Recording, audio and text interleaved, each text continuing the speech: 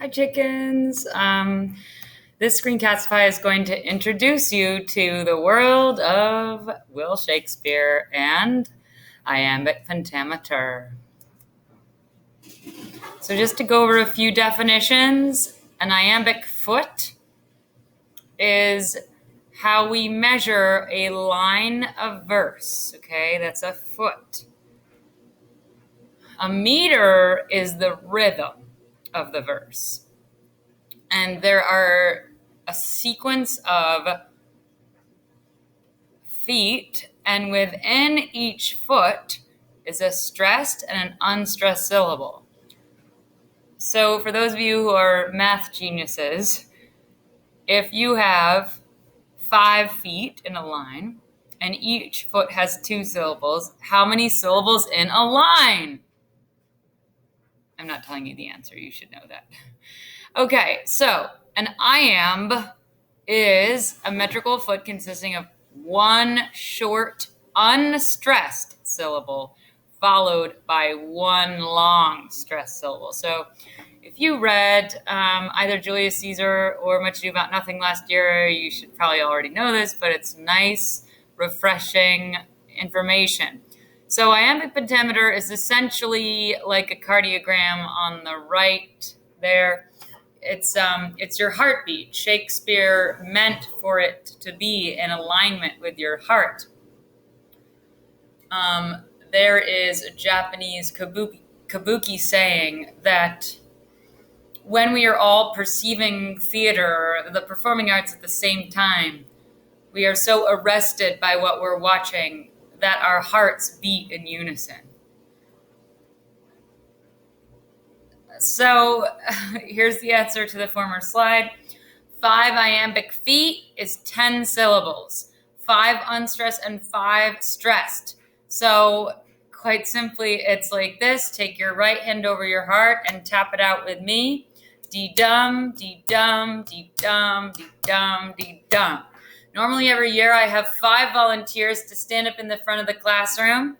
Each volunteer has 2 feet, right? So then they demonstrate in front of the rest of the class. They'll stomp on their feet.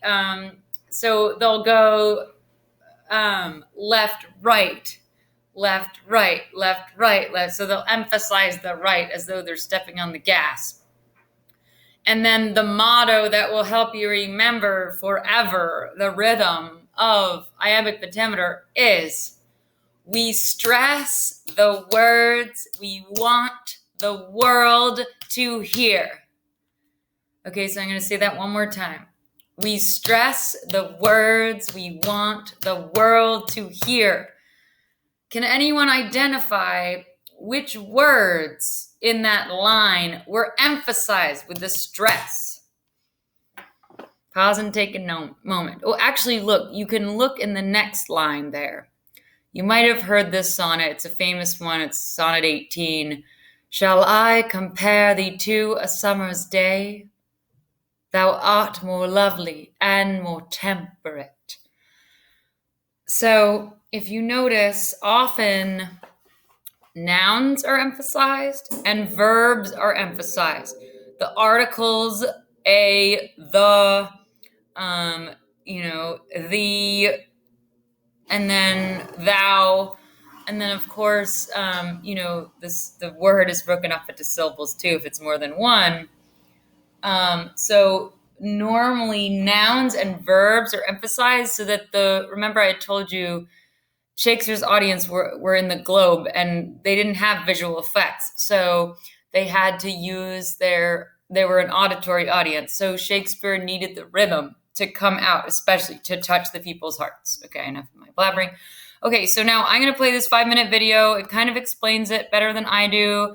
I'm going to be on the side here and I'm going to make myself a little bigger and I'm going to do some yoga on the side that I think everyone should do like 5 minutes a day. So you can learn from my yoga on the side, but also listen to the movie. Here it goes.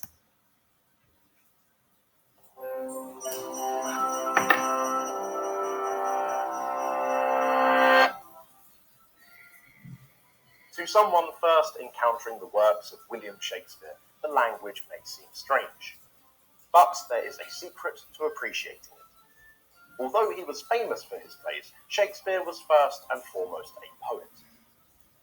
One of the most important things in Shakespeare's language is his use of stress. Not that kind of stress, but the way we emphasize certain syllables in words more than others. We're so used to doing this that we may not notice it at first, but if you say the word slowly, you can easily identify them. Playwright, computer, telephone. Poets are very aware of these stresses, having long experimented with the number and order of stressed and unstressed syllables and combined them in different ways to create rhythm in their poems. Like songwriters, poets often express their ideas through a recognizable repetition of these rhythms, or poetic meter. And like music, poetry has its own set of terms for describing this. In a line of verse, a foot is a certain number of stressed and unstressed syllables forming a distinct unit, just as a musical measure consists of a certain number of beats. One line of verse is usually made up of several beats. For example, a dactyl is a metrical foot of 3 syllables, with the first stressed and the second and third unstressed. Dactyls can create lines that move swiftly and gather force, as in Robert Browning's poem The Lost Leader. Just for a handful of silver he left us, just for a ribbon to stick in his coat. Another kind of foot is the 2-syllable long trochee, a stressed syllable followed by an unstressed one. The trochees in these lines from Shakespeare's Macbeth lend an ominous and spooky tone to the witch's chant. Double, double, toil and trouble, fire, burn and cauldron bubble. But with Shakespeare, it's all about the iamb. This 2-syllable foot is like a reverse trochee, so the first syllable is unstressed and the second is stressed, as in to be or not to be. Shakespeare's favourite metre in particular was iambic pentameter, where each line of verse is made up of 5 2-syllable iambs for a total of 10 syllables. And it's used for many of Shakespeare's most famous lines. Shall I compare thee to a summer's day? Arise, fair sun, and kill the envious moon. Notice how the iambs cut across both punctuation and word separation. Metre is all about sound, not spelling. Iambic pentameter may sound technical, but there's an easy way to remember what it means. The word iamb is pronounced just like the phrase I am. Now let's expand that to a sentence that just happens to be in iambic pentameter. I am a pirate with a wooden leg. The pirate can only walk in iambs, a living reminder of Shakespeare's favourite metre. It's a good rest stretch, guys. Good wrist stretch. The other stuff is neck stretches. So we spend so much time jutting our neck forward. If we imagine the footprints he leaves walking along a deserted island beach. And then you can move your torso around like this. And a short line for stressed ones. If music be the food of love, play on.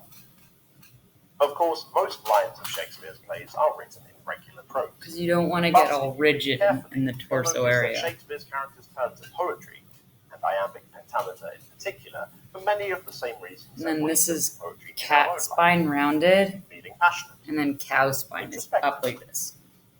So So round, knit the ribs in, whether it's Hamlet, and then bring the heart to the sky. or Romeo, So in your chair, you can do all of this stuff. You can do a little salsa dance in your chair, so just move your hips around a little bit too. which leaves just one last And then I question. can't do much else Why with the did Shakespeare choose torso. iambic pentameter for these moments? This rather part than, is really say, interesting. Listen to this part. pentameter or dactylic tetrameter? It's been said that iambic pentameter was easy for his actors to memorize and for the audience to understand, because it's naturally suited to the He was an English actor at first, Shakespeare. But there might be another reason. The next time you're in a heightened emotional situation like the ones that make Shakespeare's characters burst into verse, put your hand over the left side of your chest. What do you feel? That's your heart beating in iambs. Da-dum, da-dum, da-dum, da-dum, da-dum. Shakespeare's most poetic lines don't just talk about matters of the heart, they follow its rhythm.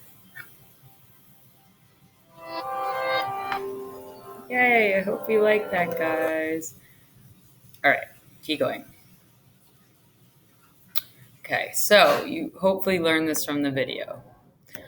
So what I find very interesting about when the verse changes, when it deviates from iambic, right? It is Shakespeare's instruction to the actor, because all of it was written on the roll of parchment. That's where the word roll comes from. It's not ROLL, right? Well, actually, it was a scroll that was rolled up. They didn't have enough money to print out all the whole play. And also, Shakespeare didn't even want his plays printed. He only wanted the actors to perform them. He didn't want them published. So there were a bunch of scribes in the audience that would come night after night, and they'd write down the play, the words, word for word, and steal it.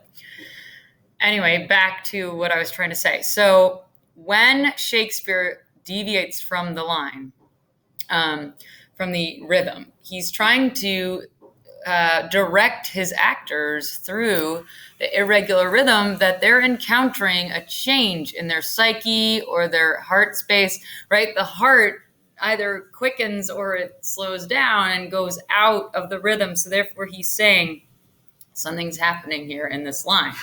So normally when I was approaching Shakespeare, when I was training to be a Shakespearean actor, we would look at our text, right? We'd only get our roles and we'd do what's called scansion.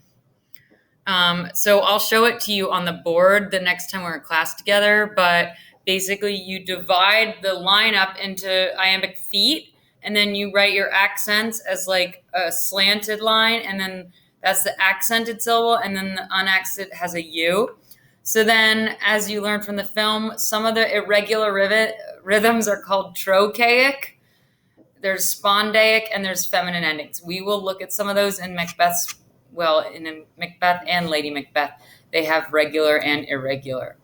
So again, he wants the audience and the actor, when it's switching, to realize that this is the change of emotion for the actor slash audience. All right, so here's two examples. So I hope most of you have read Romeo and Juliet. If you haven't, I would highly recommend it, because a lot of literature is based upon that story, right? Two households, both alike in dignity and wealth, yet they are feudal, they're warring, they're against each other, and then the star-crossed lovers have an unfortunate fate, but they fight to be together despite their families torturing them to keep them apart. So when Juliet is on her balcony looking down, her opening line for that speech is, "Romeo, Romeo, wherefore art thou Romeo?" So already it's, "Romeo, Romeo, wherefore art thou Romeo?" So that's already one extra syllable in that line, because wherefore means why. So she's looking at the balcony like this and saying, "Romeo, Romeo, wherefore art thou Romeo?" And it's like, why does your name have to be Romeo? "Deny thy father and refuse thy name, or if thou wilt not, I'll be but sworn thy love, and I'll no longer be a Capulet." So she's saying she will give up her whole name to be with him, and that was regular line. Okay, so then she goes, it's a line about every part of the body or any other part belonging to a man. "Oh, be some other name." So if you tap out that rhythm, belonging to a man, oh, be some other name. So did you see there's two extra syllables at the end? That's a feminine ending. So again, because he has the name from the Montagues, that means he's her sworn enemy. So that's why the actress is upset and she's begging him to be someone else, okay? Hopefully you understand so far. If you don't get it, ask me. You can always fast forward the parts that you're getting bored on. I'm trying not to make it the Miss Peter show. Okay, so now we're at Macbeth. As you can see, there's lots of blood in this play. For those of you who are tracing the word blood, I'm sure you'll find it a lot. And he's a usurper. If you don't know what a usurper is, please look up that word. And it's a tragedy, which means there's going to be a lot of death in it. Okay. So you know the difference between comedy and tragedy? So tragedy ends it's a bloodbath and it's carnage and a lot of people die. A comedy ends in marriage, even if there's tragedy that goes along in it. And then tragic comedy, like Death of a Salesman, that's the wrong play. Measure for Measure is a tragedy-comedy. It's totally dark and sinister and interesting, but it's neither a happy nor sad ending. There's depressing parts in it. But Macbeth is his shortest tragedy. It's not 4 hours long like the other ones, and he was trying to write it as like a psychological thriller. That's supposed to say thriller behind my head. It's a psychological thriller because he wrote it for King James I from Scotland. And that's when the Stuart dynasty happened after Queen Elizabeth. So Queen Elizabeth was really into the comedy. She loved to laugh. And King James was a bit of a sinister guy. He believed in witchcraft. So he commissioned Shakespeare to write his tragedies. And arguably, Shakespeare's tragedies surpasses comedies, but it depends on your taste, really. So when King James came to power, he reinstated the statute against witchcraft, and he wrote about demonology. So he believed in the diabolical power. So Shakespeare was commissioned to write this play, and also King James is a descendant of Banquo. So Banquo is Macbeth's best friend in it, and you'll see that relationship's really interesting. So it's also based on history, and it was written, for King James I, really. Some famous lines. Oh, I'm blocking the Three Witches here. So that's a pretty cool staging of the Three Witches. You've probably heard about them. A triad appears often in literature. Greek choruses usually have three. I once saw it staged in a really interesting way. My washing machine is going on in the background. I hope you can still hear me. So here they're called the Weird Sisters too. Look, they're all kind of stirring the pot and looking at the prophecies in the white. So I've seen it with a young daughter, a mother, and a grandmother. So 3 generations. So you probably heard them say, fair is foul and foul is fair. And that's right in the first act. I love this one. He says, the be-all and the end-all here. And then blood will have blood, right? That's like a revengeful one. Double, double, toil and trouble, fire burn and bubble. And you guys, oh, sorry. Yeah, I was like, wait, what happened to that extra emphasis, right? Double, double, toil and trouble, fire burn and cauldron bubble. That's all perfect iambic pentameter. I love that line. What's done cannot be undone. What's done cannot be undone. So it ends early. Because the actor is supposed to hold it with a pause so that the audience hears it. And then this was actually Mrs. Wilson, for any of you who know her as a teacher, she teaches Something Wicked This Way Comes after Macbeth. We're not doing that, but it's a Ray Bradbury wrote a dystopian novel called Something Wicked This Way Comes, but it's actually one of the witches. Why did I make myself so big? Okay, go back. Oh yeah, that's the end, guys. So I'm going to give you a few questions on this, and I hope you enjoyed the show.